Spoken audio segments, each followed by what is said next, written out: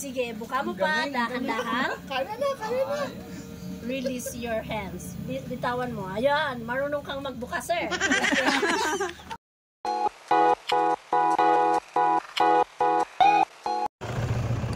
Hatchery. Ay, wow.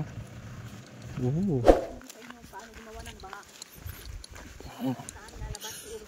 Tourist attraction. Akala ko nga dali na, buha pa. Sagada Pottery. Ayan, so good morning. Ayan. So ayan, nandito na naman tayo. Cruz 4 TV. And again. So next tourist destination po na i-share namin sa inyo is yung Sagada Pottery, no? Ayan, hindi po battery pottery. Kung saan dito po ginagawa yung mga pot, no? So dito kailangan nyo rin ipakita yung resibo yata, no, na galing dun sa tourist So tara, silipin. So ayan, silipin natin yung Sagada Pottery.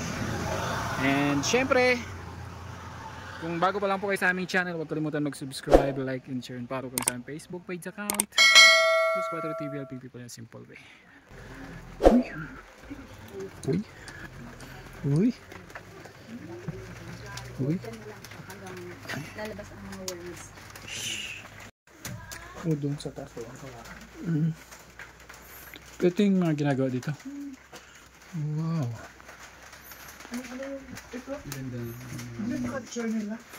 1.6 ate.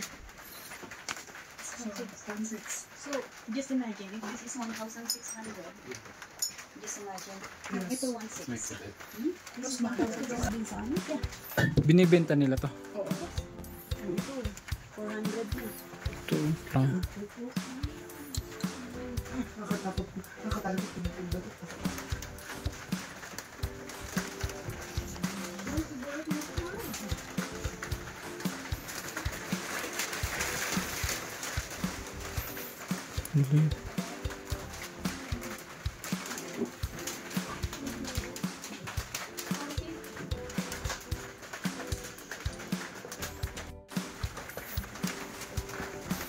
Wow. Alright. Guys, may earthenware, stoneware, and porcelain. Earthenware is low fire, yun yung paso-paso, lutuan na ginagawa sa vegan.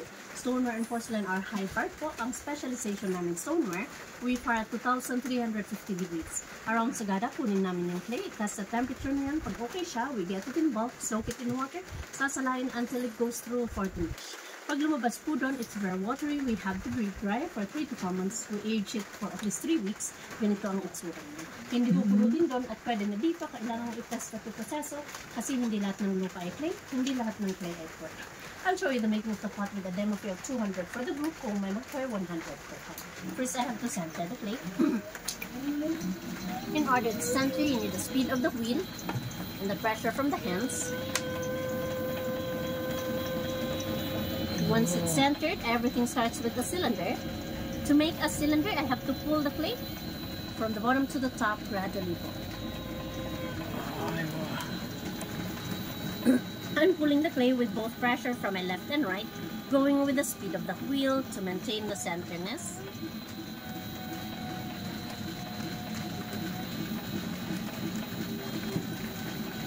Kamay ko ang mag-control sa clay, not the clay controlling my hands, to keep the shape for it not to collapse. This is a very basic shape from here. You can make a jar, a bowl, or different shapes. At this point, there's more pressure from my inside hand, pushing it outwards to widen. Here in the middle, pressure from my right, pushing it inwards to narrow down. Then outwards again at the top to make a flower vase. Wow. Pwede pang i-narrow down dito to enhance the shape if needed be. It makes it a little bit sexier.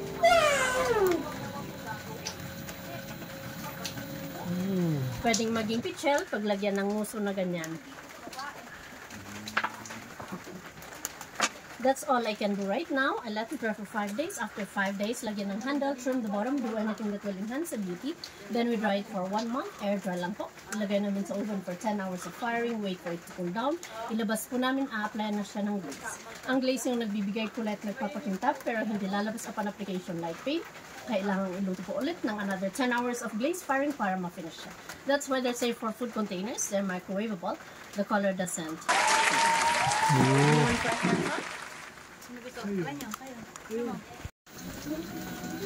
Ay, dadbak na kayo. Sumun-try gudan. Ay, ito ka na didiis na. Ibalin na kami ka may kami anytime. I know. Ano ito pa'y tagas na. Tadi na kumati. Jesus. Have a seat. Brace your sleeves. Brace mo ang sleeves mo, sir. Paket pa.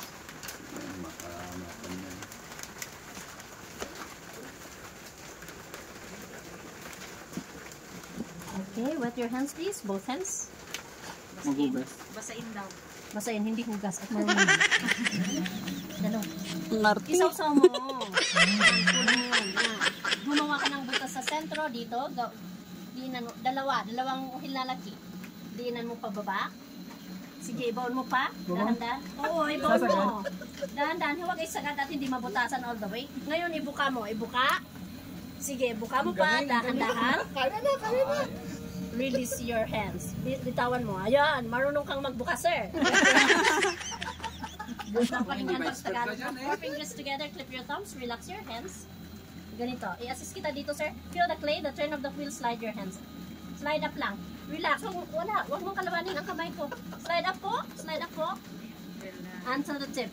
You have to relax. Hindi palakasan ng kamay ko. Dahan-dahan lang, sir. I-relax mo ang kamay mo. Ako ang maglagay ng pressure. Later, you'll do it on your own. In Tagalog, hipuin mo paket para humaba. Di ba? Tama siya. Ayan. Sige. Ayun. Marunong magpahaba at marunong magbuka. Wet your hands. That's the basic shape. The beginner shape is a bowl. To make a bowl, you push it with your left. English na lang. Ang laswang pakinggan pag Tagalog. Flip your thumb. Push with this part, not with your fingertips. Huwag mong i-fold. Straighten it. Ito ang mag-push, hindi dito. Pag i-fold mo yan, ito ang mag-push. Pero pag straight, ito ang mag-push. From the bottom po, gently push, widen. Slow and gentle, slide up. Slide up. Until the tip of the clay. Hold it at the top to balance. Release. Wet your hands, isa pa. On your own, this time, you're widening it into a bowl, which is a beginner shape. Left hand. Sige, ikaw, gawin mo yung ginawa natin. Try. Ito naman si sir. Oo, clip your thumbs, straighten. Ito ang mag-push, hindi yung fingertips po. Gently, push. Slide up. Push. Sige pa. Yan. Very good. Until the tip. Now, hold it there. Pag push, sige, hold it to balance. And then release. Wet your hands. One more time po. Ang galing no. Ang galing mo na. Isa pa? Isa pa po. Same thing as we did. Isa pa. Ganun din. Push gently. Pull the clay towards itself. Sige. Push. Slide up. Slide up slowly. Slowly po. Yan. Slowly. Hold it there. Hold lang. Hold. Wag tulak. Hold lang. Wag tulak. Yan. Very good.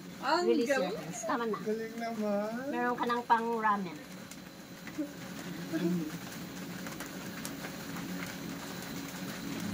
Ramen natin. Hands. Pwede. Ipahit sa mukha. Madpak ang tawag dyan. Ito. Photo ka muna. Tapos pwede mong ihilamos. Nagawa ko pala. Ay, wala mong try pala kayo? No?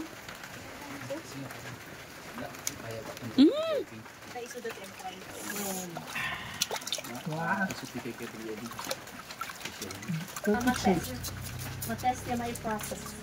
Tahan nga aming solder clay, han nga aming nga clay kit mo.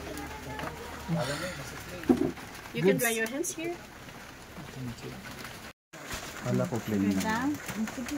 Yes, sir. Sir, oh. Anong flavor gusto mo? Cinnamon. Cinnamon? Oh, homemade. Gawa din po sa clay yan. Sabi niya kanina, gawa sa doon. Hindi nakikinig si sir.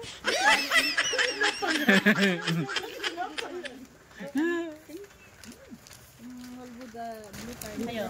Ito, ano po ito? Blue turnip. Libre jo, ma'am. Ube Wala maka- po libre jo. Meron. Ninanang ko. Parang walang lasa ang kasi. Ito, ang sarap yun. Celebration mo. Ikaw naman. Not paying attention si sir. Proven to be true.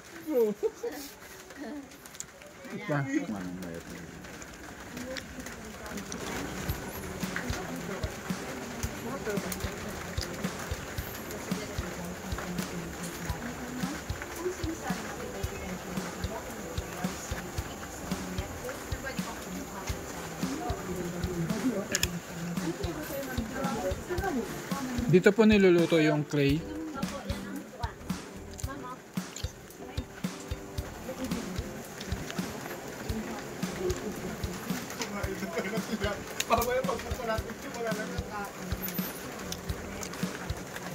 Pwede po umakyat. Kung napanuan mo ang Glorious kay Angel ay kinuwento nila Buscad ka na siya. Hmm? Oh.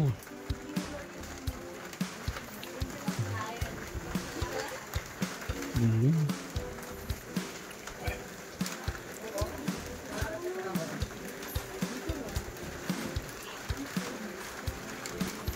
Galing mo.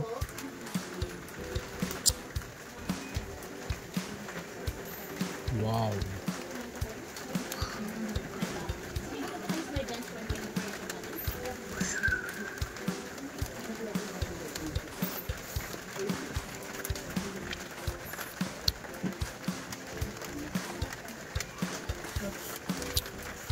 Ayan. Nasa baba po sir. Nasa baba. Ito ay... Pampalaki ng muscle yun. No? Yes po, ito po ang gym namin araw-araw. Free gym.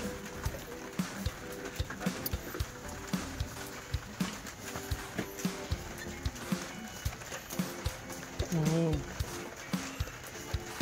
Bawal pa sa mga estudyante, no?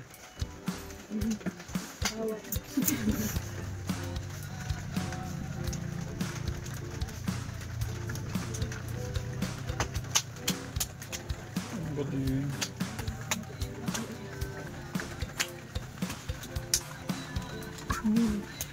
Ito mga paggawa yan, te. Hands-on nila sa nabili. Tapos lagyan niya ng ano. Design.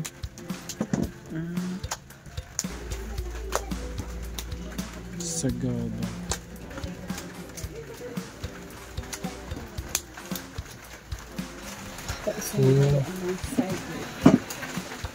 Tapos papahinugin. Papahinugin. Parang nag-yellow. Tapos ito na siya. Tapos magiging ganito, magiging ganito. Tapos ito na. Grabe Tapos ganun. ganito na siya. Ganun pala. Bakit iba kulay niya? Yun po yung first na logo. Ay, magagamon pag Pag niluto to puputi siya. ilang beses siya. Ito. Dito na. Ah. So, hindi nilalagyan ng kulay yan. Depende. Glaze po sa Glaze. So, ibig sabihin pag naluto to ma'am, ito na siya. Tapos naluto pag second fire. Ito. Tapos Nasa baba po yung finish. finished product na yung glossy na ano siya. Nasa baba. Okay. Maganda pala siya. No? Ayun po yung raw material. Yung nasa batcha.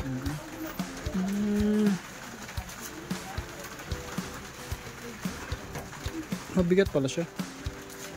Mabigat yan, sir. Nasa 2 kilo yan. Talagang pan. May dragon pa siya dun. Sino yung nag-design nito, Dam? Galing, oh.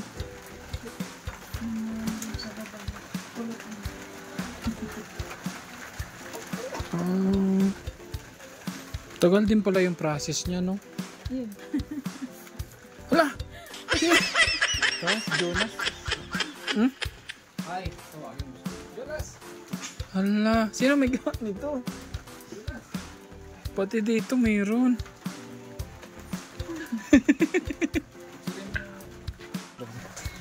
Kuha ka ng isang break tapos turuan mo. Sabihin mo kung na. 1, 2, go.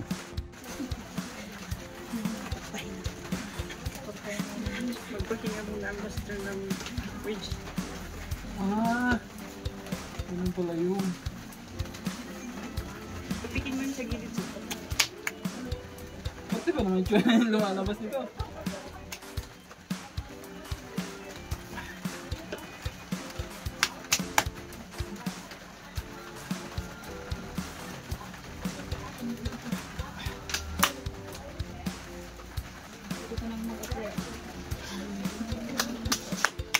Kailangan mawala yung hangin niya sa loob. Yes po. Kailangan compact. Paano mo malalaman na wala ng hangin sa loob? Nararamdaman mo naman yung tumitigas na siya. Tumitigas na. Pag tumitigas na, ibig sabihin wala na siyang hangin. So ang sukatan pala yung pagmatigas. Pag di siya tumigas, Gawin mo yan ng 1,200 times. Wow. tigas na. Tigas na? Wala ng hangin. Wala na siyang Ngayon compact eh. At dito na po nagtatapos ang ating Sagada Adventure. Going home na tayo. At ito lang po yung tatandaan natin. Muna natin pupuntahan pagdating natin dito sa Sagada. And Tourist Information Center. Diyan po tayo didiretso para magpa-register.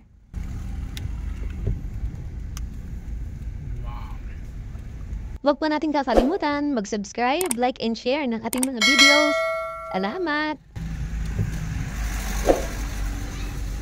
Ako na lang aakyat. Magsama-sama, tara na at magsaya, Cruz 4 TV.